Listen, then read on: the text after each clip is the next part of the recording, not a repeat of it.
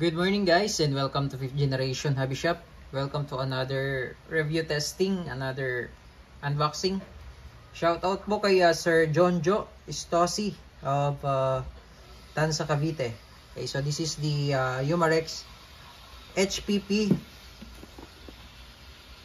semi-automatic air pistol or air gun pistol by Umarex. Original design ng Umarex.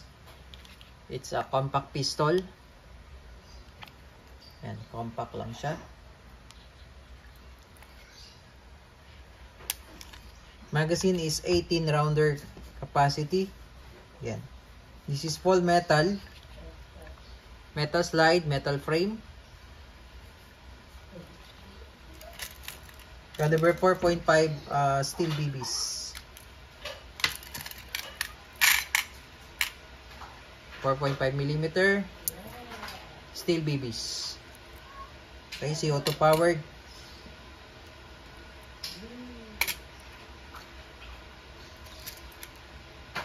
Load tayo ng BBs.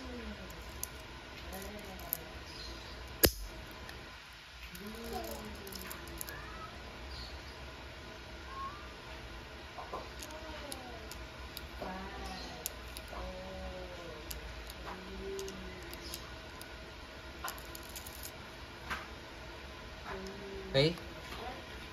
So, meron siya safety. Safety yan. Safety off. So, indicator na safety off, makikita mo yung red. That's fire. Okay, that's fire.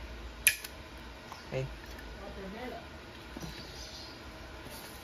So, may kasama na siyang CO2 at the same time, may kasama na rin siyang steel ball and yung silicone oil. Maintenance manual and then operating instruction manual. HPP.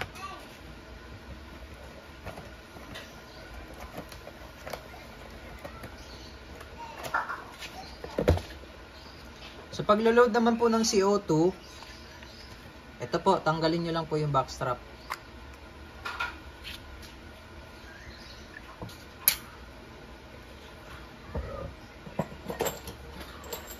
Patakan nyo po ng oil yung CO2 dulo. Every time maglo-load kayo yung CO2, patakan nyo po. Then load. Logan lang natin yung puncture cap.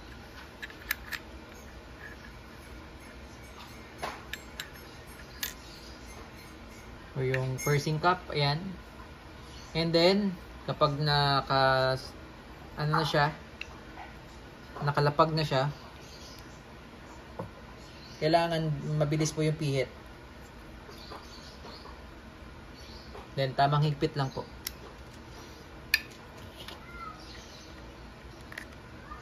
Test lang natin kung nabutas na yung CO2. Lakas. Okay. Testing again, Sir Jonjo, shout out kay Sir Jonjo Istose ng Tanza, Cavite.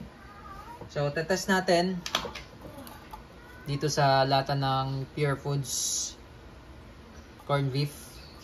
Tingnan natin kung ano yung result. Testing, sir.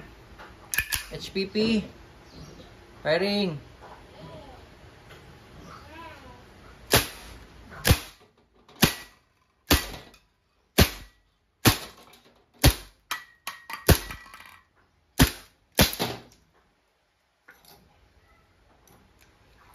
Okay, open slide, release magazine,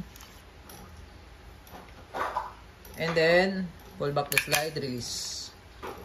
Okay, so hindi nyo na pala kailangan i-hammer down, sorry. Kasi yung CO2, andito, wala kasi siya sa magazine. So pag kahit na nirelease mo yung magazine, may CO2 pa rin siya. Kasi yung CO2 niya dito sa grip. So kapag nag-lock siya, diba nag-lock siya, ganyan, pull back mo lang. Then, yung ano niya, yung hammer niya is naka-hammer down naman siya.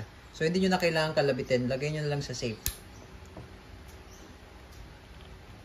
Okay. So, yun lamang po. Thank you. This is the HPP original design by Umarex airgun pistol. So, ito pala yung damage ng lata. Ayan.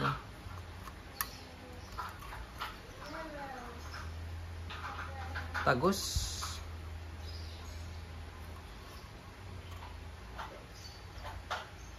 Lakas. Umarex HPP